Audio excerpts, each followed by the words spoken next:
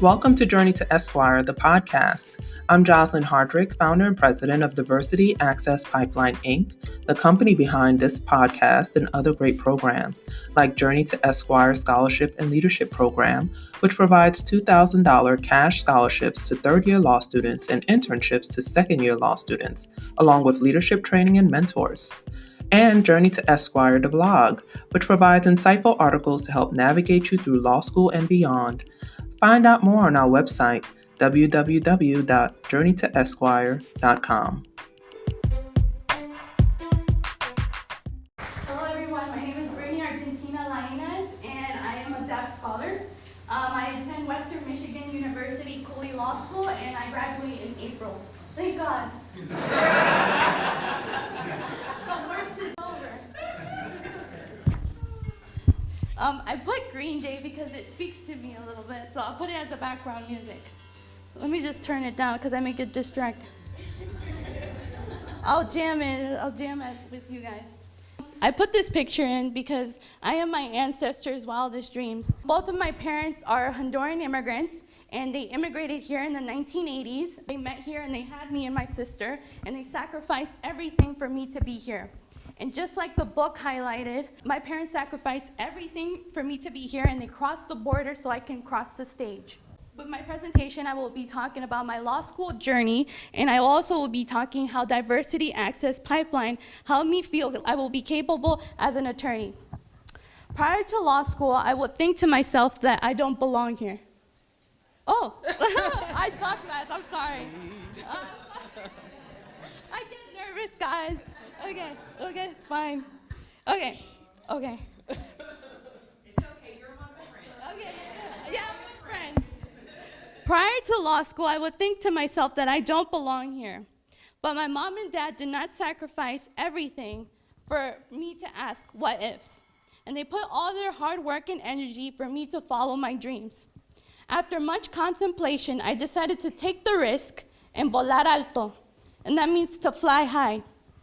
My parents scrapped the money for a U-Haul truck and helped me move to my now beloved Plant City.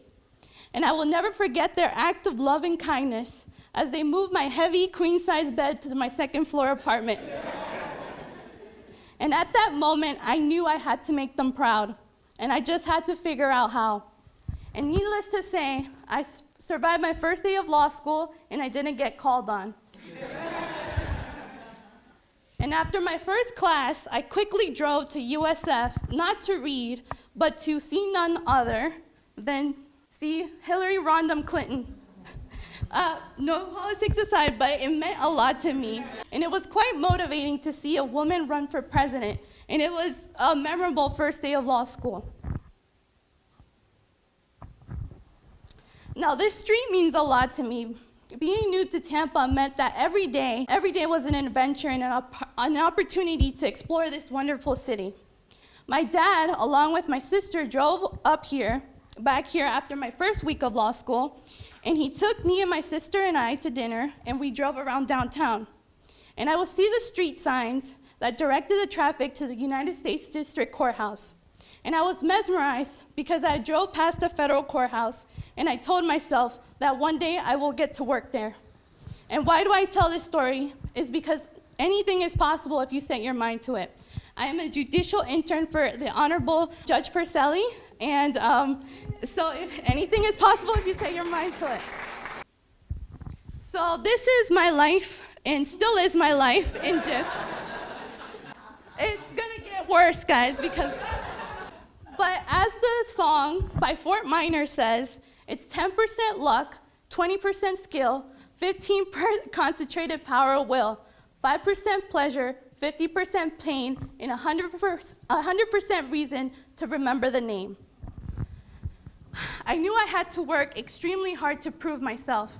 And for a year, I had to study, read, and memorize. I was in competition with myself. And I made the dean's list my first year of law school because of it. And dreams don't work unless you do. After my first year, I wanted to have practical experience before entering the workforce as an attorney. And I didn't know anyone when I moved here, and I had to start from scratch. I tried to make as many connections as I could make. It was difficult at times because imposter syndrome would get the best of me, and I would be reserved and shy and less outgoing. And to stop that feeling, I would go to networking events, and I also made an effort to intern at various places. In essence, I had to hustle hard. My first internship was the Council of American Islamic Relations, where I was exposed to immigration. And then I had my big break at the Middle District, at the United States District Courthouse, thanks to my friend, Laura Bear, who's here. And then from then on, it opened the door to many opportunities.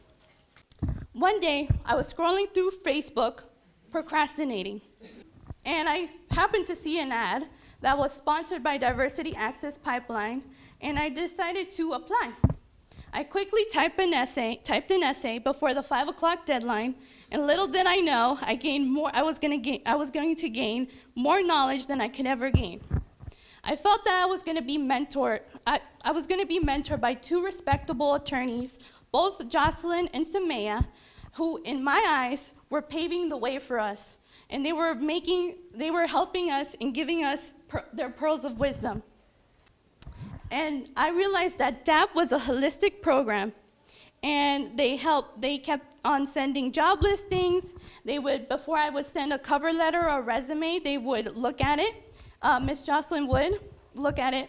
Miss Samaya provided insight for a job interview that I had, and she also took time out of her Saturday to do a mock interview with me. And they are literally my wing women. Academics was also a big part of our program, and we had a bar prep seminar. It was scary at first, it was eye-opening, but it was motivating, and we were told that we had to change our mindset. We also attended a legal writing seminar, and Miss Jocelyn is an amazing teacher. And my favorite modules were the wellness modules and the time management and diversity modules. And my favorite one was the wellness one because we were given advice on how to be healthy while being a lawyer. Time management was also a big module that I really liked, and it gave me a perspective on how to work hard, and how to manage time more efficiently as an attorney and as a law student. And the diversity module made me feel like I wasn't alone. And this is a collage of my family and my friends who are my big motivators in my life.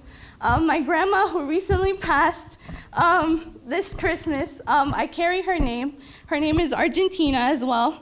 And I wake up every day and I hope to make them proud.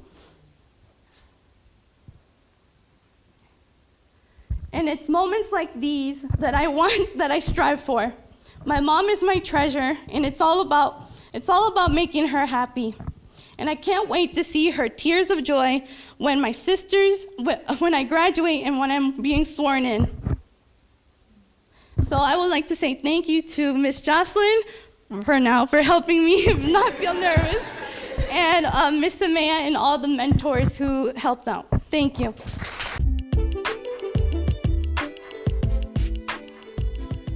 Thanks for tuning in to another great episode of Journey to Esquire, the podcast. Support, share, subscribe. And for more, visit www.journeytoesquire.com.